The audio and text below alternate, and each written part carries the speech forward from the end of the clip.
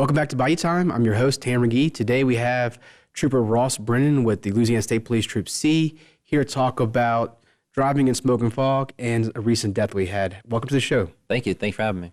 We'll start off with the HPD custody death.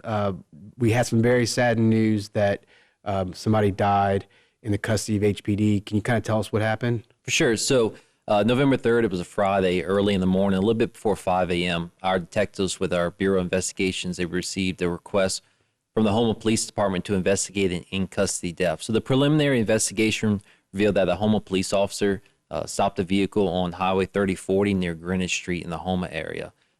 During the traffic stop, the driver started to actively resist the officer. There was a foot chase. The Houma police officer followed behind and was able to deploy his taser and take the subject into custody.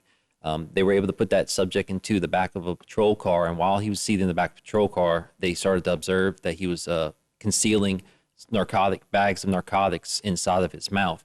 And so they took him out of the vehicle. Whenever they did take the driver out the vehicle, he started to go unresponsive. So the officers that were there started to administer life-saving aid. They called for paramedics to transport the driver to the nearest hospital. Ultimately, he did succumb to his injuries.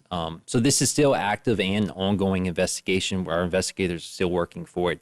But we are requesting that the public, if you maybe have surveillance footage or maybe heard or saw something, please call our investigators at 985-876-8834. That way kind of help with their investigation if you do have something.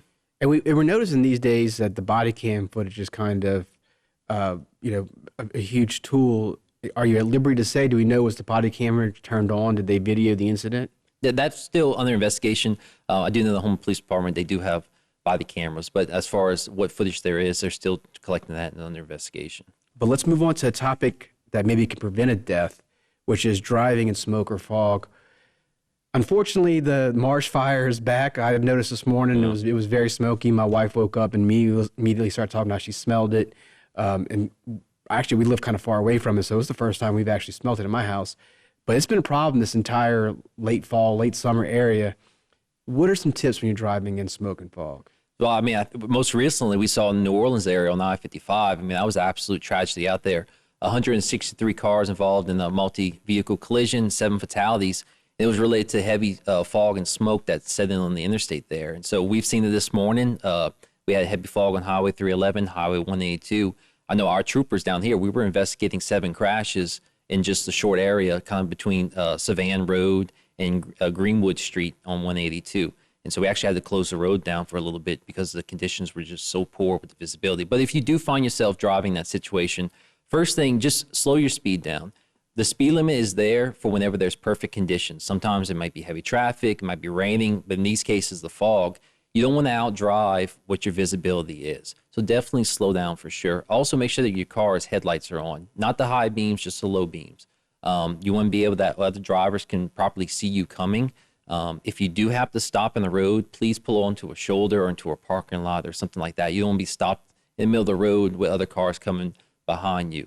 Another good tip is also, let's say you come up to an intersection, best to turn that music down, roll your windows down. Sometimes you can hear a car approaching before you can see it in those low visibility type of situations. And lastly, definitely make sure that that you are having a safe following distance. You don't want to be right up on the car's bumper where if they suddenly brake and it's almost like you don't have enough room to brake. So definitely increase that following distance for those vehicles. And look, if you can try to limit your drive, I understand people got to get to work and school and stuff like that. But if you do find yourself in that situation where you can maybe hold off, let that sun come up, burn off some of that fog, try to do that because it just limits the amount of vehicles on the roadway at that time. And it probably goes without saying, don't text and drive when there's a lot of fog out. Get away from the phone. Don't be distracted. Yeah. Don't read Facebook. For sure. I mean, it's already hard enough to drive in the fog, so why try to introduce that other distraction where you're not paying attention? So, I mean, look, our troopers, we tried to go out there and shut the road down, but, I mean, we had 7, like I said, we had 7 crashes just in that short span there. So it's definitely a hazardous. Cause no, it personally drives me nuts. My wife gets mad at me because I yell all the time about it. But if you're going to New Orleans and you're on Highway 9, you're speeding, that's one thing. I get it. You shouldn't do it.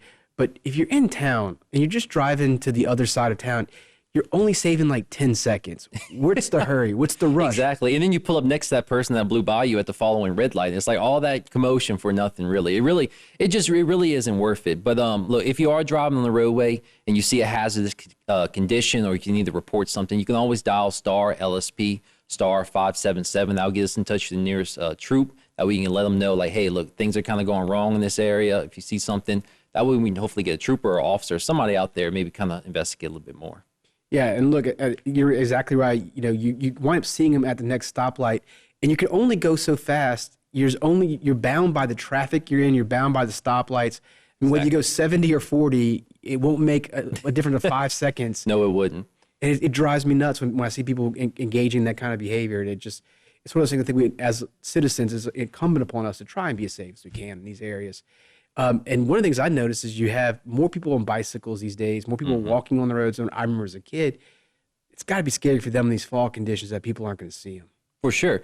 I mean, that's just another thing of going slow, paying attention, because as bicyclists, you might be trying to cross the road. And same thing with the driver listening for approaching vehicle. If you are a cyclist, make sure that you are listening, seeing what's coming. If you can't ride on the shoulder, try to ride on the shoulder. And definitely, I know during the daytime, it's not really a law, but if you can have some type of light on that bike or something where it's a little bit more visibility, whether it's a rear brake light or a front light on that bicycle, that way it's a little bit more visible, maybe in those types of conditions. Yeah, we all use the road. It's come upon us to try and be as best citizen as we can. Yeah, most definitely. It takes all of us to try to be safe on the road. Really appreciate you coming on, Trooper, and thank you for sharing these stories with us and kind of giving us these tips. That's all the time we have. Thank you for coming, and we will catch up with you next time. Thank you for tuning in for Bayou Time. I'm Taylor McGee. Good to see you.